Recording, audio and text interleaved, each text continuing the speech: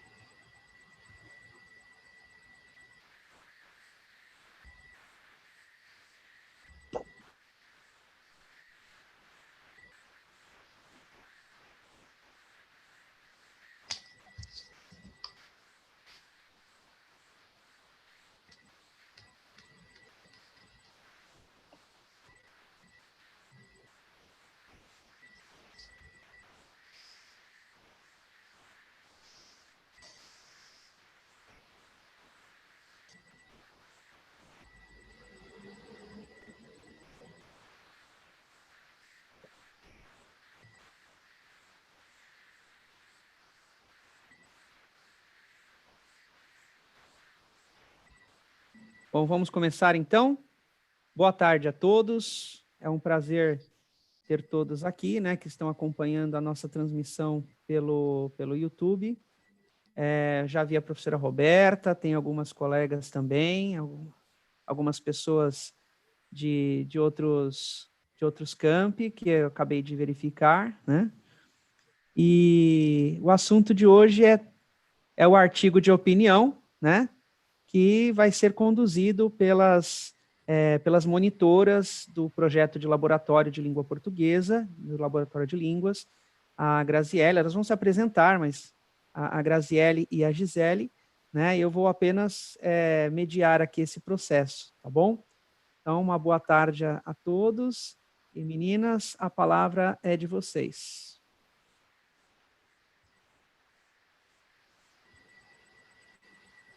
Oi, eu sou a Graziele, eu sou monitora, né, como o Charles disse, do Laboratório de Fonética e Fonologia e Linguagem, junto com a Gisele, e hoje a gente vai falar um pouquinho de artigo de opinião com vocês.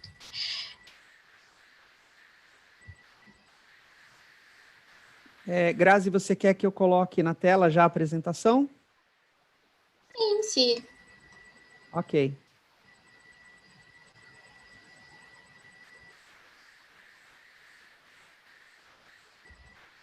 Nesses meios tecnológicos, nós estamos aprendendo, né? Então, vamos ter paciência aí com esse início.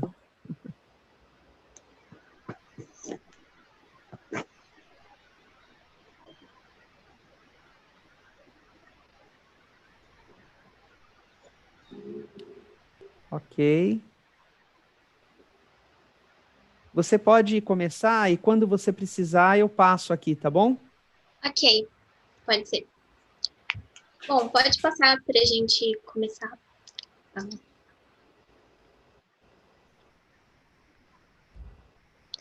Bom, antes da gente começar a falar sobre artigo de opinião de fato, né, sobre o gênero, mas já começando, a gente queria propor para vocês pensar um pouquinho, né, sobre o que é opinar, né? O que é esse ato de emitir a nossa opinião? Para isso, a gente tem que entender que nós somos sujeitos políticos, né? E a gente está em constante processo de evolução, de aprendizagem, de evolução. Então, né, hoje, opinar não é mais só um direito do cidadão, é um dever. Né, é um dever que a gente tem. E quando a gente emite a nossa opinião sobre algo, a gente assume uma posição, né, diante das existências, dos fatos, dos acontecimentos do mundo. E mesmo que a gente incentive ou que a gente condene, a gente está participando de um processo de mudança social. Isso é muito importante. É muito importante você ser um articulista, você argumentar, né? Você argumentar com fundamento, com embasamento. Porque quando a gente argumenta, a gente começa a ter voz, né? Sobre os assuntos. Pode passar, por favor. Bom, né? Dito isso, a gente consegue começar a trabalhar o gênero, né? O que é o gênero artigo de opinião? Né? Ele é um gênero textual da esfera jornalística, então a gente vai encontrar ele em site, em revista, em jornal, e a função comunicativa dele é defender um ponto de vista a partir de um assunto, geralmente um assunto atual e polêmico. Ele é um texto, né? Ele é o gênero, é o artigo de opinião, mas ele é um tipo de texto, né? A tipologia textual dele é dissertativo, argumentativo. Dissertativo porque você vai dissertar sobre, né? Você vai discorrer sobre esse assunto, e argumentativo porque não só isso, né? Você vai argumentar, você vai defender o seu ponto de vista. Você vai ter que embasar o que você está falando. O principal objetivo dele, né, então, é informar e persuadir o leitor, e um bom articulista de opinião é aquele que vai provocar os seus leitores, né, aquele que vai propor a reflexão. Antigamente, a gente tinha o hábito de mandar cartas para os jornais. Então, o articulista mais bem visto era aquele que mais recebia cartas, né? Isso significa que ele era o mais assertivo, né? Era o que as pessoas mais concordavam e por isso elas mandavam mais cartas? Sim, é uma possibilidade. Ou isso significa que ele era o mais polêmico, tão polêmico a ponto das pessoas, né, responderem ele? Pode ser também, é uma possibilidade. Só que a questão que a gente tem que entender aqui é que ele provocava reflexão, né? Então, concordando ou não com ele, as pessoas davam retorno, as pessoas compravam o jornal. Pode passar, por favor. Então, só que aí, né, quais vão ser os assuntos que a gente vai tratar no artigo de opinião? Né? Como eu disse, ele vai geralmente estar pautado na atualidade e na polêmica. Então, a gente sempre vai achar o artigo de opinião que vai falar sobre ou aquele assunto que está sempre em pauta, né? Está sempre em evidência, ou, por exemplo, sabe aquele assunto que a gente discute muito, aí ele fica meses, até anos sem ser discutido, e aí ele volta com força total? Então, esse tipo de assunto também vai ser tratado no artigo de opinião. Então, por exemplo, a gente vai sempre ter artigo de opinião que vai falar de engenharia genética, que vai falar de eutanásia, sabe? Todas essas questões que envolvem a vida, né? Que acabam atrelando religião, ciência. E, naturalmente, né, a gente também vai ter sempre assuntos relacionados à política e economia, porque política e economia, né, geram temas para a gente quase que diários. Pode passar. Bom, né, mas quais são as características de um artigo de opinião? Bom, o artigo de opinião ele pode ser escrito em primeira pessoa, geralmente a primeira pessoa do plural, né, de forma mais coletiva. ele deve obrigatoriamente apresentar um título, e esse título, ele precisa ser curto e enfático, né? O título ele é importante porque, né, ele vai ficar em evidência no seu texto. É a partir dele que o seu leitor, ele vai saber se ele deve ou não nem continuar a ler seu texto, né, a começar a ler o seu texto. Ele precisa ser enfático por esse motivo, e ele tem que ser curto, né? Ele não pode ser um texto muito extenso, então ele vai ter ali de 3 a 4 palavras no título. E o artigo de opinião, ele exige a variedade padrão da língua, né? Assim, se você já conhece o seu público, você pode ali, né, organizar suas palavras, fazer uma construção para aumentar o seu poder de persuasão, né, para aquele público. Né? Mas o que eu quero dizer com isso? Por exemplo, se a gente vai prestar um concurso ou se a gente vai fazer algum vestibular, né? Alguns vestibulares aqui no Brasil cobram o gênero, né? Em algumas edições, eles vão te dar lá, né, os textos, a proposta, e ele já vai te indicar, né? O porquê você está escrevendo, para onde você está escrevendo e para quem você está escrevendo. Então, isso significa que se eu vou escrever um artigo de opinião, né, voltado para o público jovem, eu posso levar isso em consideração na hora ali, né, de colocar as minhas palavras, desenvolver? Posso. Isso significa que só porque é para o público jovem, eu vou encher o meu texto de gíria, ainda mais, né, num cenário de vestibular? Não, eu ainda preciso, né, respeitar a variedade padrão da língua. Pode passar. Bom, né? Mas não é só de conhecer, né, as características de um artigo de opinião, né, que a gente vai conseguir produzir de fato né? Existem alguns procedimentos argumentativos que eles são muito importantes na hora da gente elaborar o nosso texto, né? A gente trouxe alguns aqui. O primeiro é estabelecer uma relação de causa e consequência, né? Aqui, para a gente estabelecer essa relação, né, a gente vai ter um tema, e aí, a partir desse tema, a gente vai ter que se perguntar por que isso ocorre, né? Por que isso está acontecendo? E a partir disso, a gente vai ver no que isso acarreta, né? Qual que é o efeito? Qual que é a consequência? A gente vai ver esse procedimento melhor, né, mais para frente, quando a gente for de fato, né, trabalhar um texto com vocês, porque a gente vai conseguir visualizar. É muito importante também a gente comparar, né, épocas e lugares. Você comparar algo que existia com algo que não existe mais, comparar um país com outro. Outro aspecto importante também é o de construir antecipadamente a sua contra-argumentação. Por isso que é importante você conhecer, né, para quem você está escrevendo o artigo. Com isso, você consegue prever uma possível crítica do seu leitor e já rebater. E aí, com isso, a gente acaba, né, terminando a interlocução com o seu leitor. E o artigo de opinião, ele é um gênero que ele te permite, sabe, pensar um pouco mais no vocativo, no imperativo, na hora de produzir seu texto. Você ser mais curto, mais enfático, né? Você ser mais direto, né? Resumidamente.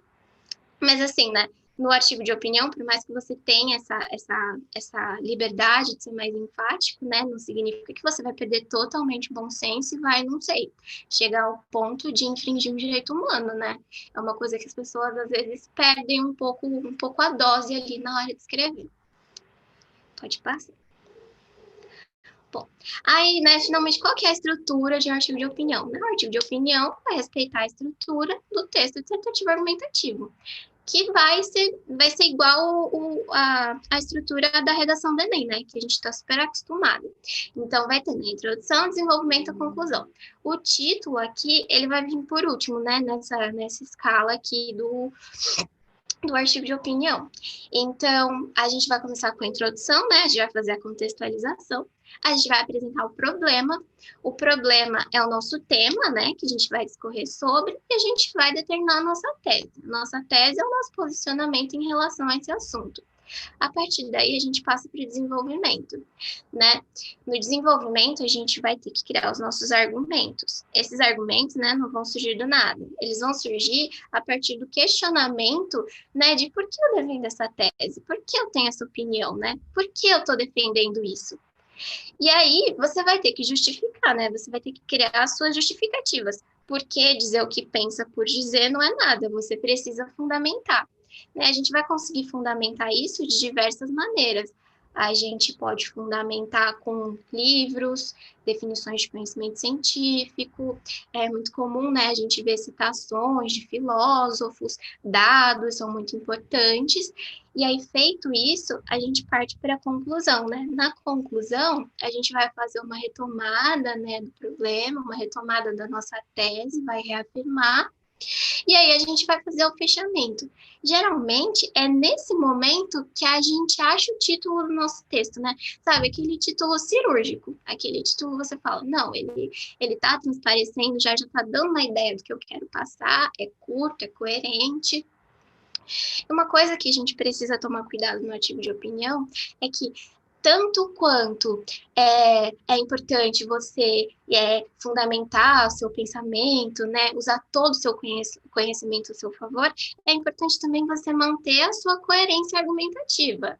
Né, um exemplo bobinho aqui. Eu não posso começar o meu artigo de opinião falando que eu amo amarelo, mas eu tenho uma paixão pelo verde e tenho uma quedinha por azul, sabe? Se você for que você gosta de verde, você gosta de verde e você vai ter que sustentar a sua tese até o final. Isso significa que você, por exemplo, não vai apresentar um outro ponto de vista, né? Não vai ali fazer uma relação com outra coisa? Não, não significa isso, mas você precisa defender o seu ponto de vista. Agora eu vou passar a palavra para a Gi, e ela vai falar um pouquinho da relação do artigo de opinião com os vestibulares, e depois ela vai trabalhar um texto com a gente.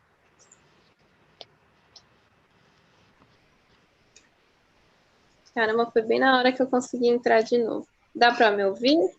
Sim. Pode passar o próximo slide, por favor?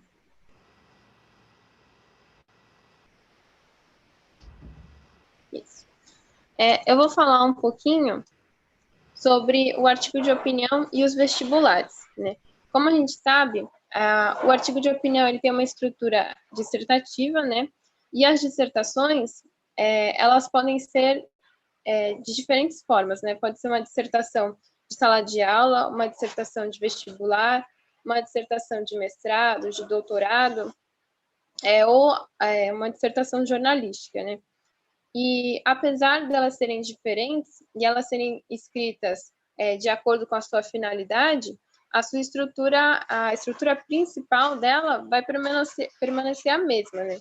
E a gente vai ver daqui a pouquinho a estrutura, como a Grace falou, eu vou mostrar um texto e a gente vai acompanhar direitinho como é que é feita essa estrutura do artigo de opinião. E aqui no slide a gente pode ver, eu vou olhar no computador que está maior, alguns vestibulares cobram artigos de opinião, como a Unicamp, por exemplo, e algumas cobram texto dissertativo argumentativo, que tem a mesma estrutura, como o Enem propõe todos os anos, né? Em 2018, a primeira proposta da Unicamp foi um texto para palestra e falava sobre a pós-verdade, né? A pós-verdade, ela é um neologismo que foi criado lá em 2016, mas ainda é um termo bastante atual, porque ela significa o quê? Quando as pessoas escolhem acreditar em mentiras que são confortantes, que elas queriam que fosse verdade. Então, elas preferem acreditar em fake news ao invés de acreditar no fato real mesmo. E aí, foi se tratando disso. Na outra, devia ser feito um artigo de opinião com o tema Há limite para a liberdade de expressão? No Enem, a gente sabe que todos os anos eles propõem um texto dissertativo argumentativo. No ano de 2018,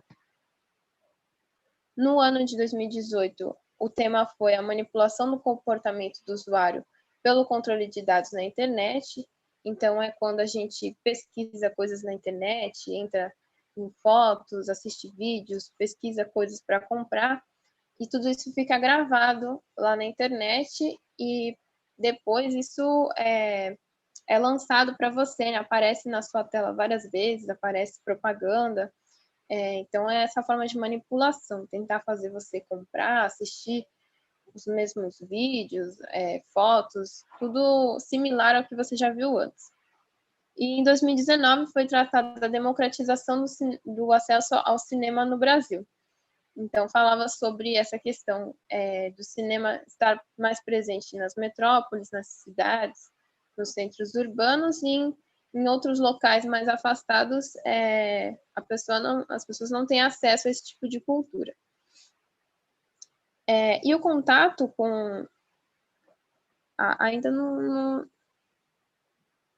tá passando os slides? Ah, tá. Agora voltou.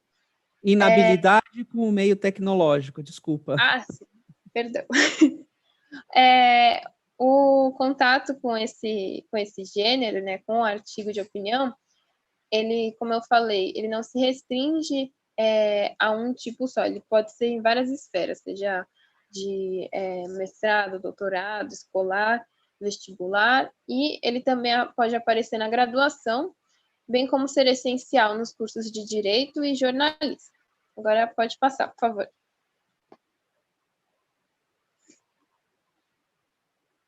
Isso.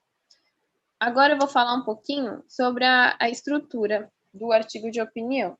Aqui a gente pegou um texto chamado Em Defesa do Voto Obrigatório. Na introdução, deve constar a contextualização, a problematização e a tese.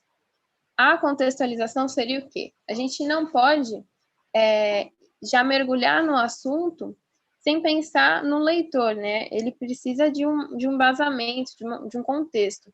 Então, a gente faz essa contextualização para situar o leitor e só, então, poder entrar no assunto de fato. E aqui, o autor que escreveu esse texto, ele contextualiza da seguinte forma, né? Ele fala aqui, as manifestações de junho acarretaram no retorno de assuntos relacionados à reforma política, né? Então, aqui, uma das consequências das manifestações de junho foi ter colocado a reforma política mais uma vez em pauta. E aí ele fala que na Câmara foram tratados assuntos como a questão do financiamento de campanhas e das coligações das eleições proporcionais e também o fim do voto obrigatório. Esse aqui foi o contexto que ele deu, né? E a problematização seria o quê? É você colocar a sua ideia de forma crítica, né, no texto. Isso deve aparecer sempre, no caso dos textos do Enem, de vestibular, eles cobram essa problematização, que é você colocar o seu ponto de vista de forma crítica. E ele faz essa crítica aqui, no caso, ele fala aqui, na Câmara foram tratados esses assuntos que eu falei agora, e ele considera como avanços importantes a questão do financiamento da campanha e das coligações nas eleições proporcionais, mas ele não concorda com o fim do voto obrigatório. Ele considera que é uma proposta que pode piorar o que se busca consertar. E aí ele deu o ponto de vista dele de forma crítica, ele fez uma problematização e já apresentou a tese dele, que está aqui em amarelo, que eu falei agora, né? O fim do voto obrigatório é uma proposta que pode piorar o que se busca consertar. Então, o texto dele vai ser gerado em torno dessa tese. Pode passar, por favor. Aqui no desenvolvimento, a gente tem a argumentação. O primeiro argumento é de que a obrigatoriedade do voto é mais simbólica do que real. E existem várias estratégias argumentativas, ele varia bastante nesse texto, a gente vai ver mais para frente. Nesse primeiro parágrafo, ele usa a estratégia de causa e efeito. E aí, o que ele vai falar? Não há qualquer comprovação do argumento de que o voto obrigatório prejudica a qualidade de nossa democracia. O único dado concreto é que mantemos altas doses de participação em nosso processo eleitoral, mesmo sendo a obrigatoriedade do voto no Brasil muito mais simbólica do que real. Então, a causa, nesse caso, é que a obrigatoriedade do voto ela é simbólica no nosso país. O eleitor pode justificar seu voto em qualquer sessão eleitoral do país, e aqueles que nem sequer isso fazem recebem a multa irrisória de R$ 33,50. Além disso, o eleitor pode, inclusive, manifestar sua indignação ao escolher anular seu voto nas modernas urnas de nosso sistema. Então, o efeito, né, a consequência é que o eleitor, ele não é obrigado de fato a votar, ele pode não ir votar e pagar uma multa quase inexistente de R$ 3,50 ele pode até aparecer, mas votar nulo, então ele não precisou estudar, não precisou se inteirar sobre a política, não precisou escolher, ele só votou nulo, ou ele pode justificar o voto dele em qualquer sessão eleitoral, né, que tem em todos os cantos do país. No próximo slide, por favor. Nesses 2 parágrafos, ele argumenta sobre a obrigatoriedade do voto, permite uma maior representatividade dos grupos e classes que compõem a população. E as estratégias que ele usa é a dos dados quantitativos, causa e efeito, confrontação. A dos dados quantitativos, a gente já pode ver logo aqui no início do primeiro parágrafo, né? Que ele fala, nas últimas 3 eleições presidenciais, tivemos o comparecimento de quase 75% dos eleitores, uma marca invejável para qualquer democracia do planeta. O estudo da política comparada mostra que, onde o voto é facultativo, os pobres têm maior probabilidade de não votar, com exceção da Índia. Na maior parte das democracias contemporâneas que adotam o voto facultativo, os pobres e os jovens são os grupos que mais se abstêm das urnas. Então, os dados quantitativos aparecem aqui nesse início, nos 75% dos eleitores, que causam grande impacto, porque, com certeza, os países que não têm voto obrigatório não têm um número tão grande de participação. A causa e efeito é que a obrigatoriedade do voto, ela faz com que essas camadas populares, esses jovens, essas camadas que seriam excluídas, faz com que elas participem das eleições, né? Esse é o efeito. E a inclusão aparece aqui embaixo. Se a inclusão dos setores populares na cidadania política ao longo da história correspondeu à sua inclusão nas políticas de proteção do Estado, o contrário também é verdadeiro. Seu alijamento da política eleitoral redunda em sua exclusão dessas mesmas políticas. Seria simplesmente irracional para um político eleito implementar políticas populares em contexto onde o eleitorado de baixa renda vota menos. Pode passar, por favor.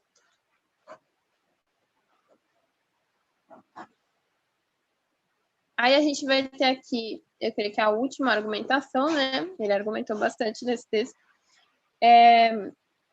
Ele coloca como argumento nesses 2 parágrafos a obrigatoriedade do voto que gera maior conscientização e atualização da política e que os direitos fundamentais à vida coletiva podem ser exigidos pelo Estado sob forma de lei. Então, resumidamente, nesse primeiro parágrafo, ele vai dizer que a obrigatoriedade do voto faz com que, de 2 em 2 anos, as pessoas se interem sobre a política, pesquisem sobre os candidatos para elas poderem votar. Então, meio que é uma obrigação delas participarem da política, elas se sentem nessa obrigação, já que elas são obrigadas a votar, as pessoas acabam pesquisando e se inteirando da política, o que é uma coisa boa, né? E os direitos fundamentais à vida coletiva podem ser exigidos pelo Estado sob forma de lei.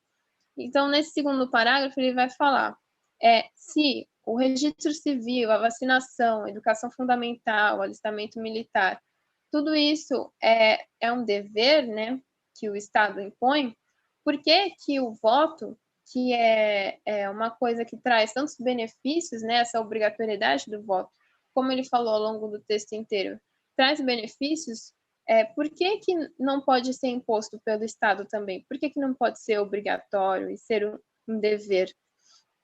Aí esse é o argumento que ele usa aqui. Então, ele usa o argumento de confrontação, que seria aqui nesse final. Se todas essas coisas são impostas pelo Estado, por que o voto também não pode ser? A exemplificação, ele dá um exemplo aqui no meio do parágrafo, no final do primeiro parágrafo. Ele dá um exemplo dos Estados Unidos, que eles não têm o voto obrigatório, e por isso muitos cidadãos passam despercebidos pelo processo eleitoral. Então, eles dão esse exemplo.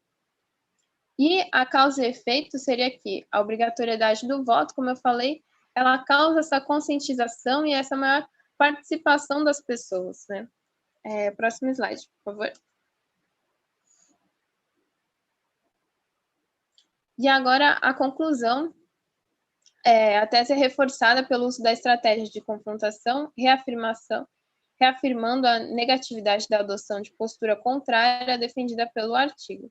Então, aqui, ele vai reforçar tudo que ele disse ao longo do artigo, e principalmente a tese que ele fala lá no início do texto, lá na introdução. O voto é mais que a possibilidade de se escolher os governantes. Ele legitima o processo democrático. Ao trocar esse compromisso com o corpo dos cidadãos pelo direito individual de não perder 30 minutos, 1 hora de seu tempo, uma vez a cada 2 anos, o cidadão estará não só se amesquinhando, mas tornando o Brasil menor. Então, ele faz esse confronto entre a possibilidade da pessoa tornar o Brasil melhor, dela participar da política, escolher os seus governantes, e ela ter mais 30 minutos, 1 hora do seu tempo a cada 2 anos. E não vai mudar nada, né? Você só vai contribuir para si mesmo e para o país. E é isso que ele está reforçando nesse caso. Pode passar. Acho que acabou, né?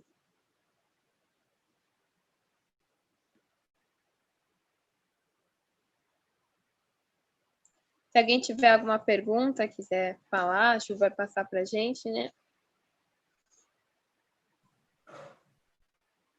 Bom, primeiramente, parabéns, né, para as duas, para a Graziele e para a Gisele, que são monitoras do curso de letras, do projeto de monitoria dos laboratórios, e elas idealizaram, né, essa proposta de live, e pretendemos fazer aí pelo menos a cada 15 dias. A proposta é que sejam assuntos recorrentes, né, de Enem, de concursos, de assuntos variados relacionados à língua portuguesa, né, e que a gente possa passar, né, e dialogar esse conteúdo, dialogar esses assuntos com a comunidade, deixar registrado isso para futuras consultas, e que sejam rápidas, né, porque nesse meio digital e com tantas possibilidades que nós estamos tendo nos últimos tempos, né, faz necessário que estes momentos eles sejam dinâmicos, né? Já existem estudos de que se passar de 1 hora já não tem aquela qualidade de absorção, né, por parte dos participantes e dos espectadores também. Então, nós abrimos agora alguns minutos aí para alguma questão que possa surgir no YouTube. Deixa eu verificar aqui como estamos. Eu gostaria de agradecer já de antemão a presença de todos, professora Roberta, a Ariana, a Gabriela, a Fernanda, a Gabriele Primo, o Vinícius Alves, que é aluno de letras da Universidade Federal de SJS e agora, eu não lembro de onde é. Universidade Federal, UFSJ. Da onde que é? Deixa eu lembrar aqui que eu não lembro. João Caetano, seja bem-vindo também. Muito obrigado pela participação. Juliana, que é a nossa mediadora lá do YouTube.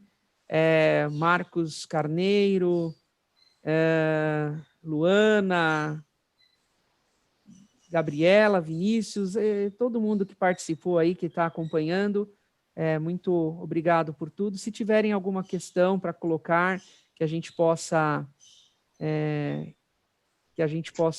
discutir. Opa, Vinícius, muito obrigado. São João del Rei, Minas Gerais. Puxa vida, que legal. Muito obrigado aí pela sua presença, né? E é isso, né? Eu acho que se tiverem alguma questão, alguns professores que estão aí acompanhando, se vocês estão à disposição aí nós estamos à disposição para discutir algum assunto que a professora Roberta está colocando aqui, parabéns, muito bem explicado. Eu também achei, viu, professora Roberta? Eu tenho muito orgulho do grupo de alunas que nós estamos formando no curso de letras, né? São alunas empenhadas, alunas que fazem a diferença, né? Professora Cláudia Carvalho, tudo bom, professora? seja bem-vinda. Ela disse que adorou o formato. Nós pretendemos que seja realmente algo dinâmico, né? Anderson, então, pessoal chegando aí para dar os parabéns a vocês, né? Então, nós estamos aí com 30 e alguns minutos, né? 34, 35 minutos, e a intenção desses momentos é essa mesmo, né? Que seja algo dinâmico, rápido, e que haja depois uma interlocução aí através do YouTube, né? Se vocês tiverem alguma questão, podem colocar. Se vocês quiserem fazer algumas considerações, Graziele, Gisele, como foi esse processo aí de construção dessa live? O que vocês pensaram em passar, né?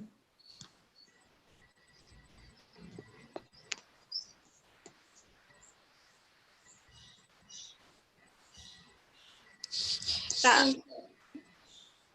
Quer falar? Pode falar. Não, pode falar, gente, desculpa. Imagina. Olha, vocês estão ao vivo em cadeia nacional, hein? E a imagem da Gi tá instável. Bom, sobre microfone, artigo de opinião, né? Tá. Artigo de opinião é um assunto que, por mais que seja recorrente no ensino médio, a partir do 9º ano, né, que os alunos já começam a ver essa questão do artigo de opinião, na verdade, eles, no oitavo e 9º ano, a gente começa a trabalhar bastante o texto argumentativo, o formato do texto argumentativo, e aí vem até aqueles estereótipos, né, de que, olha, não pode isso, não pode aquilo, olha, não pode usar a primeira pessoa, é proibido usar a primeira pessoa. Aí a gente se defronta com um gênero, artigo de opinião, que usa a estrutura do texto argumentativo, mas que a marca principal dele é essa colocação, apesar de ser objetiva, mas é uma colocação em primeira pessoa, de autoafirmação, de firmamento de opinião, né? Então, o que vocês têm a dizer a respeito dessa intersecção, dessa junção, né, do texto argumentativo com a ideia de gênero, artigo de opinião? Mas fiquem à vontade, a gente está dialogando aqui, então ninguém é dono da verdade. Não, então, a gente teve um pouco essa dúvida, porque você lembra lá quando a gente estava tentando elaborar, a gente falou, não, a gente quer focar no Enem, a gente quer focar no Enem, e aí você sugeriu, não, mas por que a gente não fala, né, sobre o artigo de opinião? E aí foi um problema que a gente teve, porque a gente pensou, nossa, mas a gente queria tanto focar no Enem, não é um gênero, o Enem, ele não vai pedir o gênero, artigo de opinião, né, ele vai pedir o texto dissertativo argumentativo.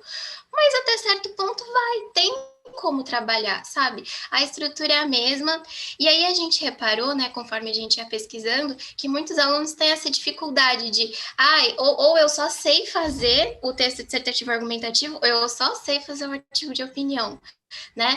Eu nunca vou conseguir, os alunos, eles pensam que eles nunca vão conseguir, né, dominar os dois, mas eles são muito parecidos. Então, assim, se você já tem familiaridade com a redação do Enem, você vai conseguir produzir um artigo de opinião, né? Não é difícil, né? Não é difícil você sustentar os seus argumentos, né? Você seguir uma linha de raciocínio. Aí a gente resolveu trazer essa live justamente para isso, né? Para a gente conseguir fazer essa relação, né? Desmistificar o que é um artigo de opinião e tudo mais, assim. Foi nesse sentido, assim, que a gente pensou em trazer.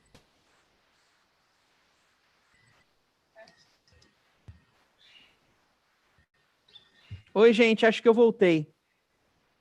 Eu tinha caído, eu voltei. Espero que tenha voltado para o YouTube também.